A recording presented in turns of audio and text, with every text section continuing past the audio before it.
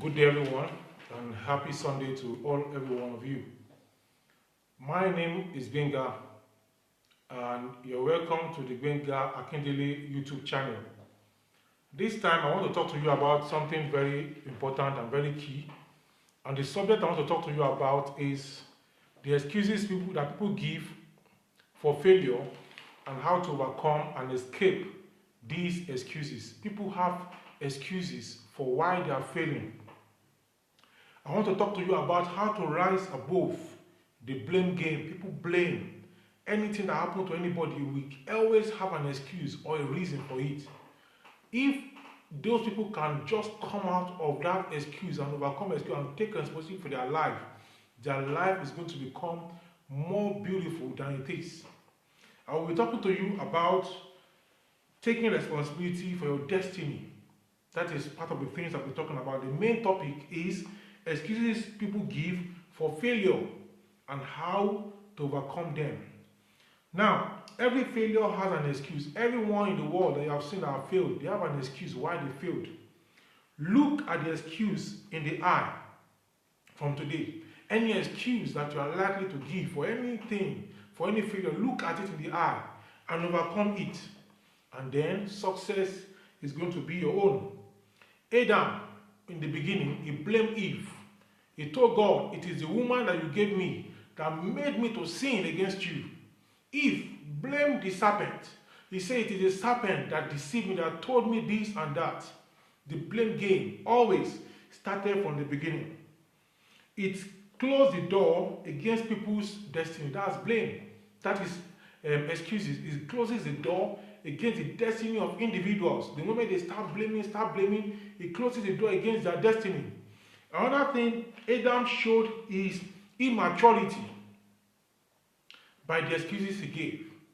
Every excuse giver is an immature individual.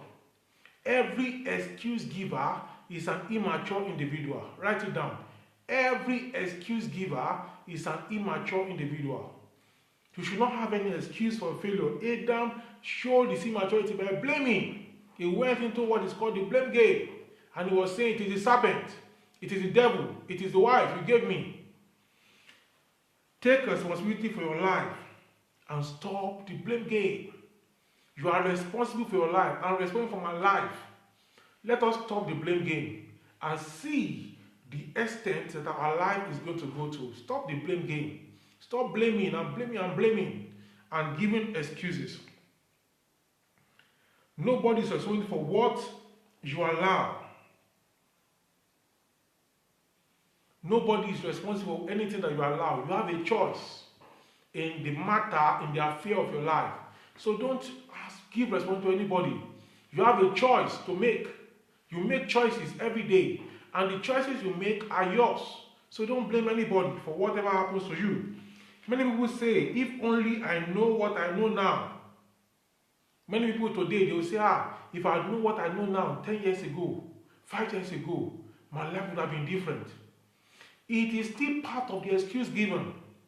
Where were you 10 years ago? Why didn't you know what you know now 10 years ago?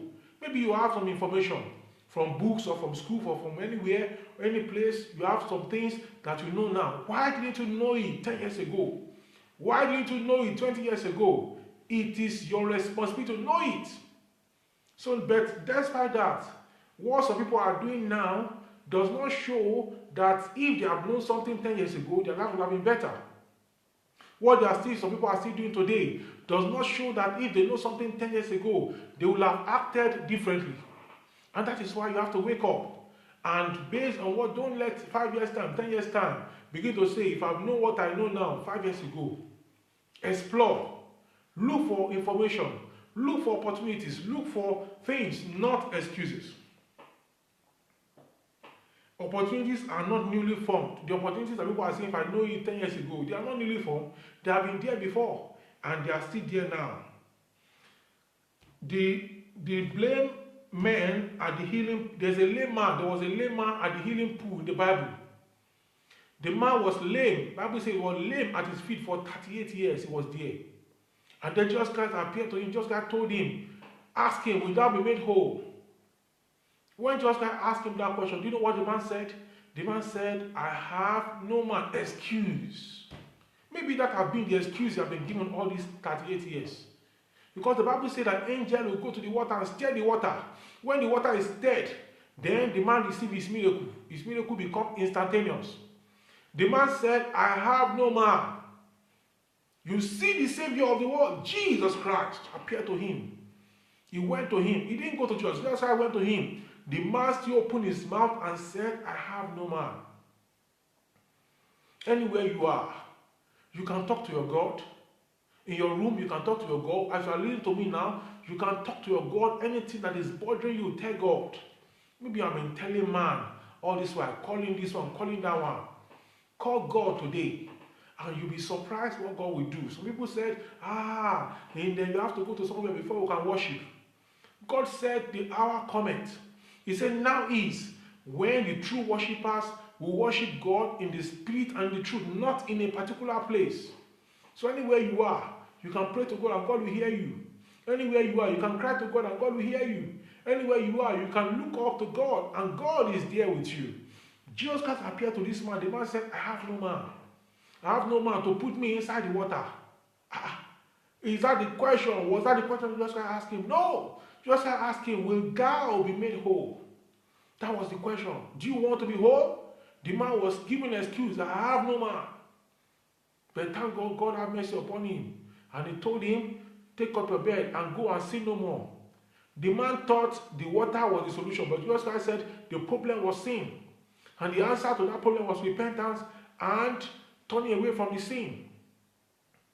That was the problem, the answer to the problem that the man had. The problem he had was the sin problem, which caused his lameness. And just that showed us that the moment he's free from his sin, his lameness will disappear. And he now told him to go and sin no more. The man was there for 38 years. Why? 38 years. And angel went to stay up. As the angel is stirring up the water, the person that got there first, somebody said, why can't he stay in the water? Why can't he just put his leg in the water and be sitting by the water? So when the angel comes, the angel will just meet him there. Don't give excuses again. Some excuse mates of this man that we find in life. There are some people that are excuse mates of this man. Number one I have is Jeremiah. God told Jeremiah when he called him, he said, I've called you. I've called you. Go and be a prophet to the nation. Jeremiah said, I'm a child. Jeremiah said, I'm young. Hey, this small me. God is calling Jeremiah. Jeremiah said, this small me. My friend, wake up and go and do what God says you should do. Rise up and go and do what God says you should do. You are looking, this me that I was a sinner before. Yes. Nobody was a saint before. Everybody has sinned and come short of the glory of God. Then the grace of God brought us out of sin. Then after that, the grace of God brought us out of sin. Then God is wanting us to live in newness of life. And that is what you should do. Stop giving excuses. Like Jeremiah. Gideon, when God called Gideon, he said, you valiant man, mighty man of valor. Gideon said, I am from a poor family. Gideon said, I am the least in my father's house. Maybe that's the excuse you are given. My family is poor. How will this be done? How will that be done? Stop giving those excuses. The same thing, Aaron. Aaron said, I could not control it.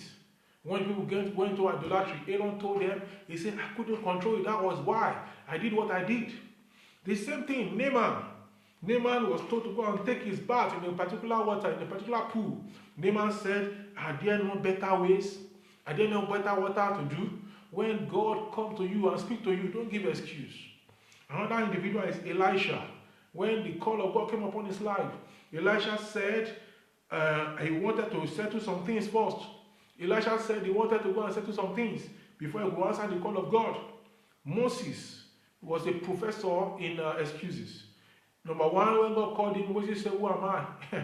Number two, later he said, what shall I say? Give an excuse. I don't know what I'm going to say. Number three, Moses gave an excuse. He said, they will not believe me. What is your business, Mr. Moses? What is your business, my friend Moses? The one I'm talking about. Moses in the Bible, I've done his part, I've gone. You listen to me now, you're like a Moses. And God is saying, go and do this. They will not believe me. They will not hear me. They will not do that. They will not. Maybe your reading is not Moses. I'm just saying you are like that. Moses said, they will not believe me. You should not succeed. You should not do this. How will it be done? What is your business with that? You just start what God says you start. You just go ahead with what says you go ahead. And you'll be surprised what the Lord is going to do. They will hear you. They will believe you. They will obey what you say. Another excuse Moses gave was that I am not eloquent. He said, I'm not a speaker. I'm not a motivational speaker. How can I speak to them? If I'm speaking now, my speech is somehow. When the power of God comes into your speech, when the grace of God comes into your speech, the things that God will make to be happening around your speech, even you yourself will be surprised. You yourself will be amazed. That speech you think is nothing. By the time God holds that speech, God will turn that speech to another thing. And this is the time you have to allow God to do that for you. Moses said again, I cannot do this alone. He said, I cannot do this alone. He got to a point, Moses told God, he said, this you're asking me to do, I can't do it alone. I cannot go it alone. And that was why God called Aaron to go with him and to support him. Don't give excuses.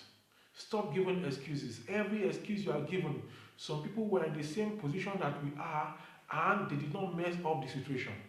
Instead, the situation got better.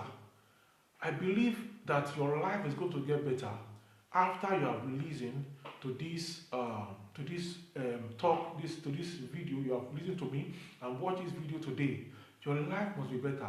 Stop all the excuses. Leave all the excuses out. I'm telling you, there are so many excuses people give for failure. Many excuses that people give that you will just look at them.